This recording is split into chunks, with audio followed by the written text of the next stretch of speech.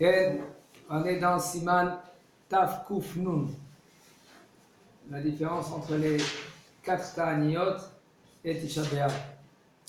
Alors maintenant, Hayub Ta'anit ou Mizman Arot HaShachar, דהיינו, שעה ו12 רגעים של שעות זמניות לפני הזריחה עד צאת הכוכבים שהוא כ-20 דקות אחר השקיעה, שקיעת החמה, ואין מפסיקים בהם מהערב חוץ מתשעה באב שצריך להפסיק בעבור במלוא יום. Alors, dans les 4 jeûnes, quand est-ce qu'on doit commencer le jeûne? À partir de l'aube. Et combien c'est l'aube? C'est 72 minutes avant le Netzahama. D'accord? Netzahama, c'est quoi le Netzahama? Le lever du soleil, le premier rayon du soleil. Et jusqu'à la tombée des étoiles. Et quand est-ce la tombée des étoiles? Alors dans cela, il y a Machloket. Il y en a qui disent 13 minutes et demie. C'est comme ça, Maran HaShulchan Aruch. 13 minutes et demie, c'est la sortie des étoiles. Mais de quoi on parle ici dans les Ta'aniyot? On fait 20 minutes après la sortie des étoiles. Pas 13 minutes et demie. En général, nous on est Mekelim pour Kriyat Shema de faire 13 minutes et demie après la Shkia. Ici, on fait 20 minutes après la Shkia, c'est 7 à Kochavim pour la fin du Ta'anit. Okay. Et maintenant le soir, on n'arrête pas de ne pas manger. Ça veut dire que le soir, qu'est-ce qu'on fait? On mange. Sauf Tisha B'Av et Kippour. Tisha B'Av, qu'est-ce qu'on fait? On ne mange pas la nuit. On mange juste avant la Shkia, 5 minutes par exemple avant la Shkia. On arrête de manger et de boire. Et là, on commence le jeûne. Mais par contre, ces 4 jeûnes-là, on n'a pas le droit de ne pas manger. Que ce n'est pas un ta'anit comme Tisha B'Av et ישן על מיטתו שנת קבע בליל התענית וקם בשנתו באמצע הלילה אסור לו לאכול ולשתות אפילו קודם עמוד השחר. Un homme celui qui dort dans son lit. Pourquoi tu dors dans ton lit? Je dors dans mon lit parce que je dois dormir. D'accord? Shnat keva, c'est pas shnat tarai. Qu'est-ce que veut dire shnat keva? Shnat tarai. Shnat keva, c'est un sommeil que tu as l'habitude de dormir et c'est un sommeil fixe. Tu vas dormir 1 heure, 2 heures, 3 heures sur ton lit. Et maintenant, lui, il va dormir, il veut se lever au milieu de la nuit. Qu'est-ce qu'il veut faire? Il veut manger. Ni le Rav, c'est assourd ni de manger ni de boire dans la nuit. Parce que tu as été dormir. Ah! Mais par contre, imitna, si tu as fait un tnaï, excusez-moi. Si vous avez fait, si quelqu'un il a fait un tnaï, c'est quoi un tnaï? C'est un tnaï, c'est quoi? C'est une condition. Une seconde, finis la halakha, excusez-moi.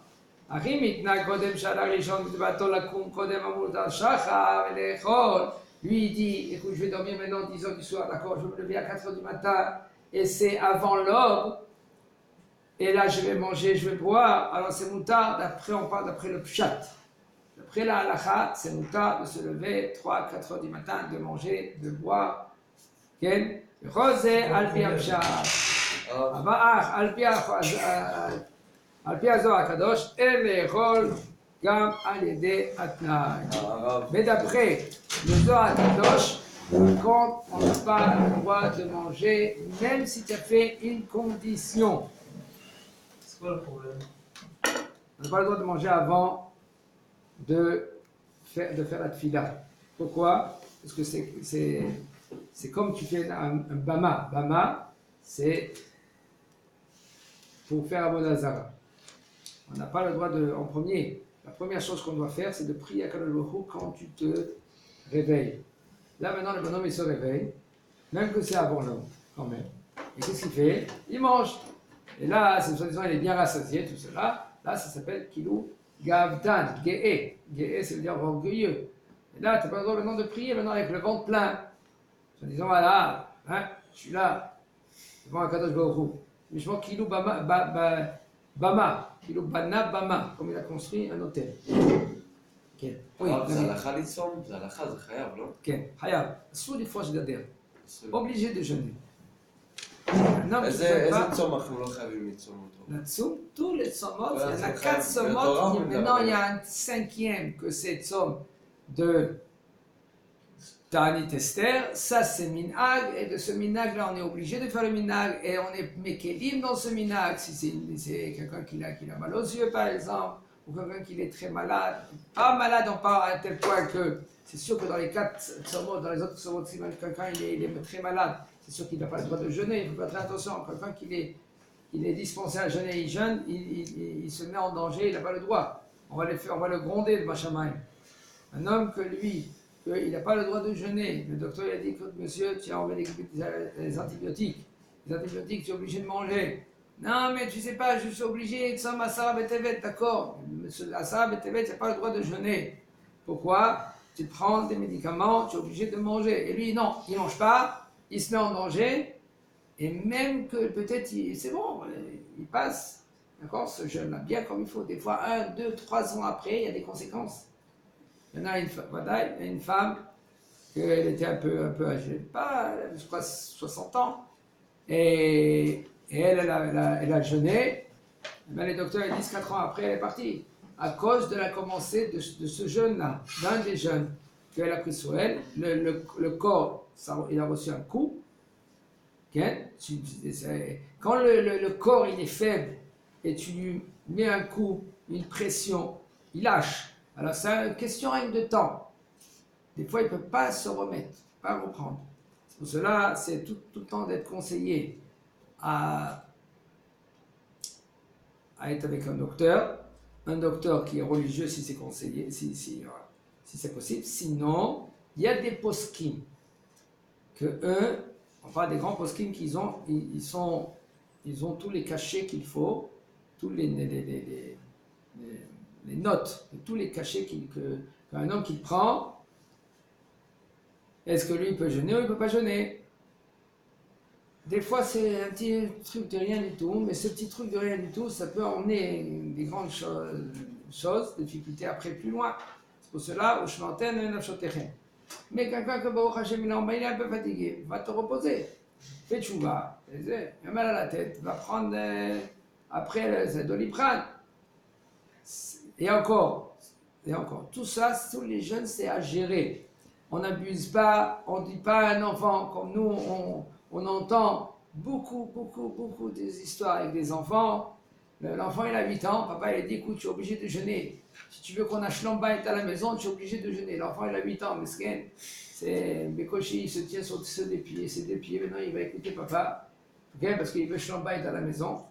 Et j'en ai des histoires comme ça. J'en ai dit qu'un papa, il a dit, tu vois, c'est à cause de toi, mon fils. Jeune, Ah bah c'est bien. Le psychologue le jeune. Le gosse, non, ça doit aussi.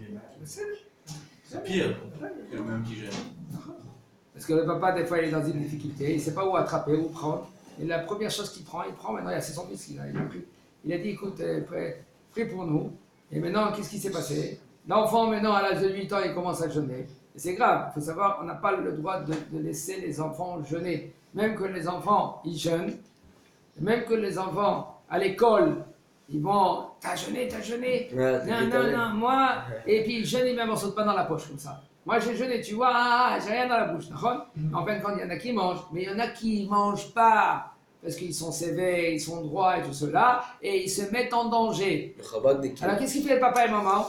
Papa et maman, il est obligé, même Kippour, il est obligé, même qu'il a 11 ans, l'enfant, une fille aussi, prends, mange à côté de moi. Il faut qu'il le voit qu'il mange. Il faut qu'il lui donne, tiens, il peut lui donner dans la main. Même qu'il y a des postes qui disent, non, tu ne donnes pas dans la main, tu n'as pas le droit de lui donner à manger dans la main. Parce que c'est Ta'anit, même Ta'anit Kippour, tu n'as pas le droit de lui donner dans la main. C'est un bébé, tu dois lui être obligé. C'est un bébé, on veut. For you, everybody who's under, let me explain you. Everyone who's under 18 is a baby for you. Assourd de laisser que les enfants ils jeûnent. C'est maintenant, c'est sur les épaules de papa et maman. De papa et maman. Et si maintenant il y a quelqu'un, un voisin, il voit que papa lui il fait pas attention à son fils, il est dans cette file-là, et il voit que l'enfant lui il est là-bas. Comme une fois, il est venu à la yeshiva, et il va au Hachem, il a fait tchouva. Et on lui dit, tu as fait tchouva? Ouais, j'ai fait tchouva. D'où tu viens? De Capulco. Très bien, magnifique, il vient faire tchouva. Il a commencé, Tzom Asiri Betevet. Et quand il a fait le jeûne Asiri Betevet, dès qu'il a commencé, et nous on ne savait pas son parcours, que lui il venait de très loin, il ne savait même pas que c'était un jeûne. Et là il est venu à la yeshiva, tout de suite, il est venu, c'est pour ça qu'il faut, même à la yeshiva, il faut tout le temps être avec la tête sur les épaules, il faut tout le temps voir le Rav. Le Rav, voilà, le Rav, j'ai entendu, il y a un Bachouk, lui, je crois qu'il est un peu faible, tout de suite le Rav il appelle, c'est bien qu'un homme il veut faire tchouva, s'il n'est pas géré avec sa tchouva, eh ben, il peut faire des dégâts. Eh ben, il est tombé, l'ambulance est venue, il s'est évanoui. Hein? Parce qu'il n'était pas capable de faire un jeûne. Lui, c'est un enfant qui a grandi dans comment on dit ça, sur le coton. Il était bercé dans le coton. Alors, il mangeait, des bons manger, un bon vin. Ben Tovim, dit la Gemara, qu'est-ce que veut dire Ben Tovim? Rabbi Yohanan, lui, il prenait un Ben Tovim sur un cheval. Il marchait avec lui. Comment c'est possible? Rabbi Yohanan, le Gadol, parce que Ben Tovim, quand il a grandi riche, et si maintenant il est devenu pauvre, d'un jour au lendemain, si tu ne veux pas lui donner, il peut mourir. Si tu ne veux pas lui donner, qu'est-ce qu'il mangeait tous les jours, il peut mourir. Mais quelqu'un qui vient à la yeshiva, il faut qu'il sache une chose. Il faut qu'il raconte son parcours au Rav. Il faut qu'il parle. J'étais arabe, j'étais comme ça et comme ça. Il faut que le Rav, maintenant, il prend soin. Parce que si maintenant le Rav, il ne sait pas. Alors c'est le Rav, doucement, il commence à parler avec l'élève. Parle avec l'élève, d'où tu viens, qui tu es, tout cela. Il y en a des Bachourim, qu'est-ce qu'ils font? Ils ne parlent pas, ils disent rien. Moi, je suis ici pour me fracasser. Hein? Je me mets à plat à la yeshiva. Mais putain, c'est assourd. Pourquoi? Parce qu'il y a des dégâts. Le Bachour, maintenant, lui, il veut être... moi, je veux être Rabbi Yohanan. Alvaï que tu seras toi-même. Alvaï. Après, on en reparlera pour Rabbi Yohanan. Il faut qu'on est soi-même. On est bien dans notre peau. Comprendre, avancer. Nous, ça, bien. Voilà que bon. יש עניין